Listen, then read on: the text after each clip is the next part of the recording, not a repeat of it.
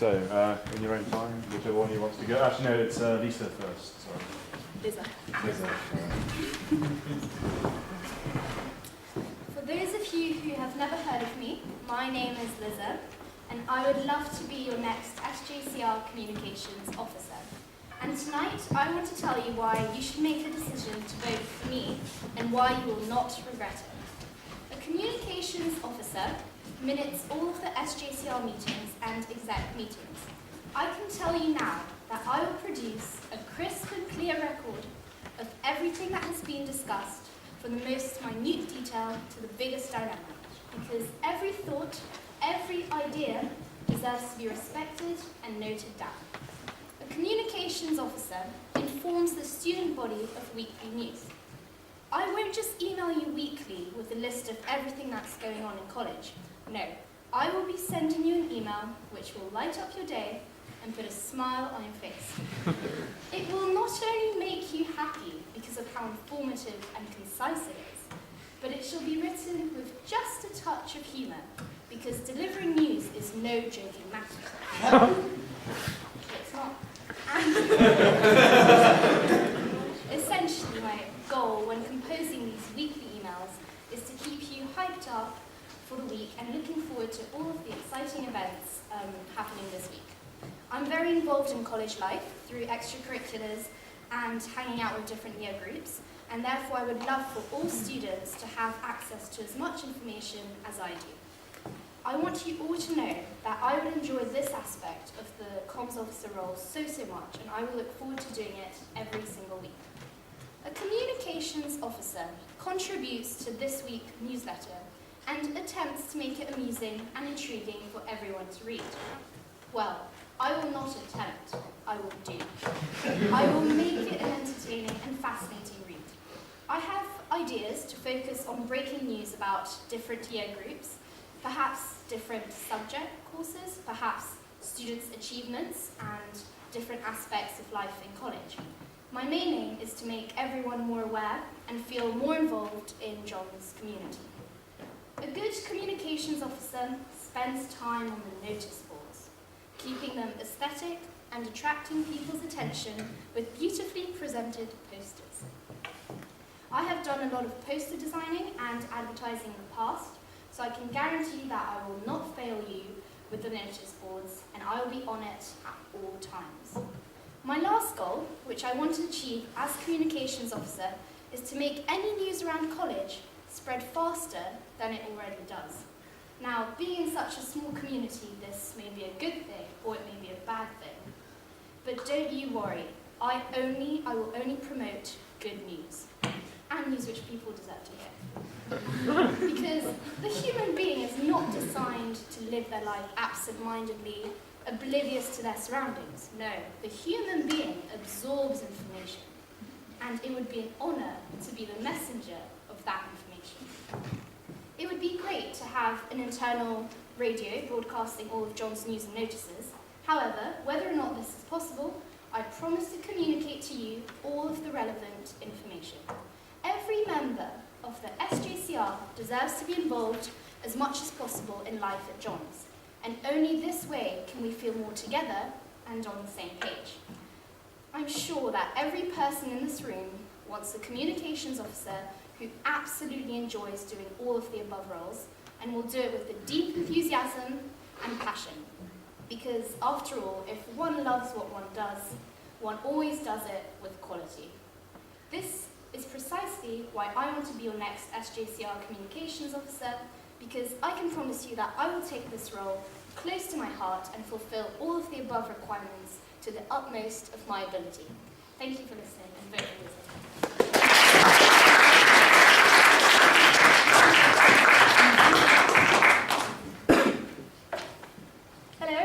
I'm Izzy. I'm first year studying BSc Geography, or to anyone sporty, I also go by ONAV. As comms officer, I will make it my mission to inform every member of the SJCR as to what is going on in college. And this isn't just the news that we get emails about anyway, but the information that is helpful or interesting to know, or sometimes just flies under the radar. Working at formals, I see firsthand how Christine reacts to no one turning up to early tea. And believe me, it is not pretty. But not just focusing on food. Things like Floodlit Cup, Bailey Theatre Company productions, and Story that you may not see unless you're regularly passing through college to see the notice boards. For those that do pass through college, let's make those notice boards as fabulous as they can be. I am shamelessly proud of my A-star in GCSE art, with 100%. Finally, I said shamelessly, okay guys? That's the only thing I've got going for me. And finally, my calling has come and I can put it to good use. I want to continue Fodge's use of the newsletter that accompanies this week, that make it even bigger and better. Summarising the numerous communication channels in college so you don't end up endlessly searching for emails to find out whether Felix is ever going to wear that Elsa costume. I think it would be a really exciting opportunity to contribute to this week. As I mentioned in my manifesto, I've experienced writing and editing newspapers and look forward to adding my touch to new news and this week. I'm involved in many things around college, including the boat club, JMS, as well as the supporting the numerous sports teams. This not only makes my week very varied and interesting, it also means I have extensive communications networks that can let me know what's going on. This also means I have a personal interest in making sure you all know when the next JMS concert is. Now, you may be aware that Olaf III has had a bit of a dramatic makeover this year, including his new Facebook page that I know you've all liked. If you haven't, you're missing out. Well, through Olaf,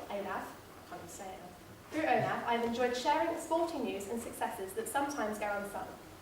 I am shamelessly proud that over 1,300 people have just seen one of his latest posts, showing that this news is going much further than just John's. I hope that my role as Olaf's consort has demonstrated that I'm fully committed to anything I undertake. I will not do a half-hearted job. But also that I'm a friendly and accessible person that can be approached to share your news and events. I want every member of the SJCR to have access to what is going on within their college, and will do my utmost to ensure this is possible. And I will also have enormous fun in the meantime. This is really why I'm running for comms. Sharing all the different things that is going on in college just makes me happy. It is what I enjoy doing, and I want to make it the best it can be. So thank you for listening. Please like Olaf's page, and most importantly, vote for me.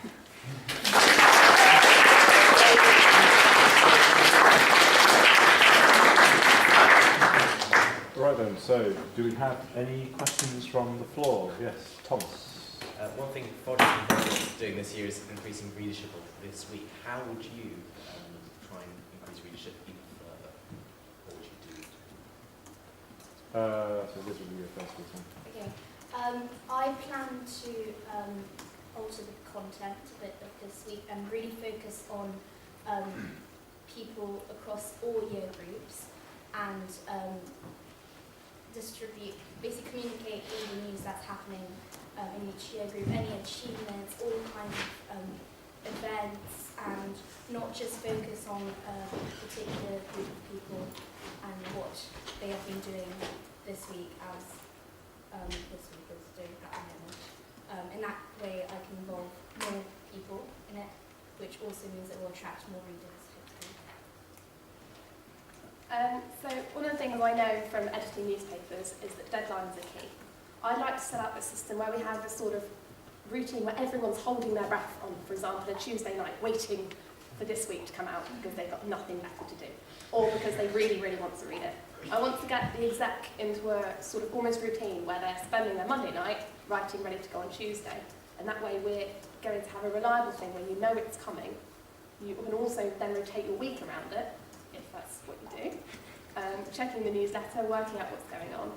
But also I think that means that the exec, who will be spanning a number of years, so we've already incorporated all the different news in college, hopefully, will have something to work for, something to aim for, so it can be the best it can be. Next question. Bob. What's like your vision for where you want exec accountability to go? Like, would you keep this week? Would you like keep the newsletter type thing I've attempted to do? Would you like change in? Like, would you add a whole new third thingy? Like, what do you want? Go wild. Susie, you can go first. Go wild, wow.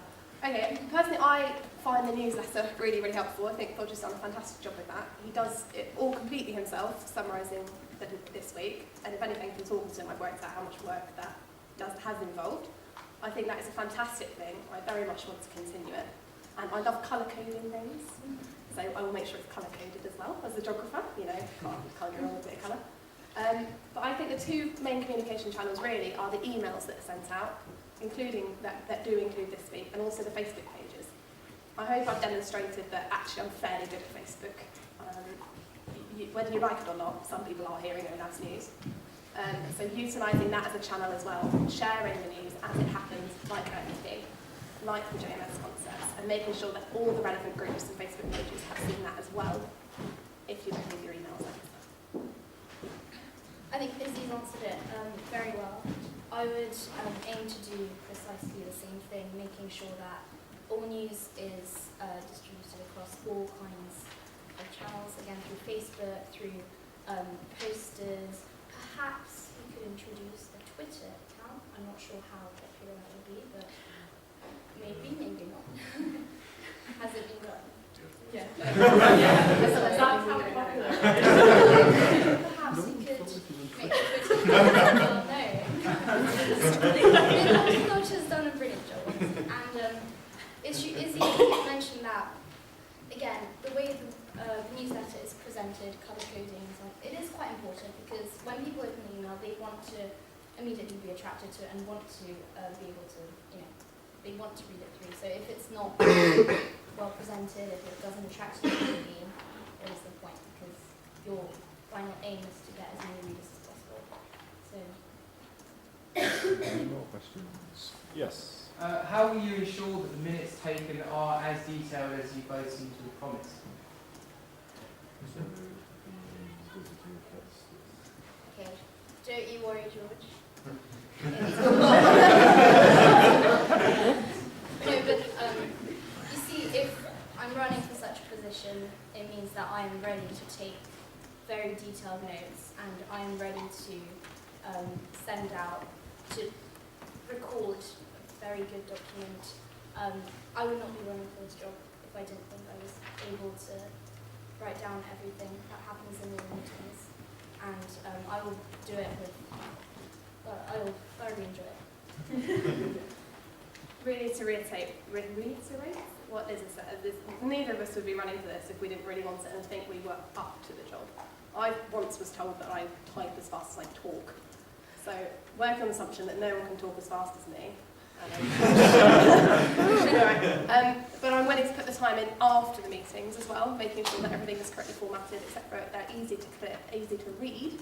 And as a geographer, I have hardly any lectures, so I'm willing to put that time in as well. You will attend meetings, particularly exec meetings, where confidential matters are discussed, and you actually have to censor the minutes that eventually are distributed for everyone to see. What do you think should be censored? Wow, okay, that's something I would begin with talking to Bodge about and other members of the exec. I think that's not a decision that the person taking the minutes strictly can decide on their own. So I think that's a communication that needs to start with the rest of the exec. Obviously anything that's confidential is anything that involves individuals or certain, well, any sensitive data basically. But I think that's something that the communications officer cannot decide on their own. That's got to be a conversation before that happens.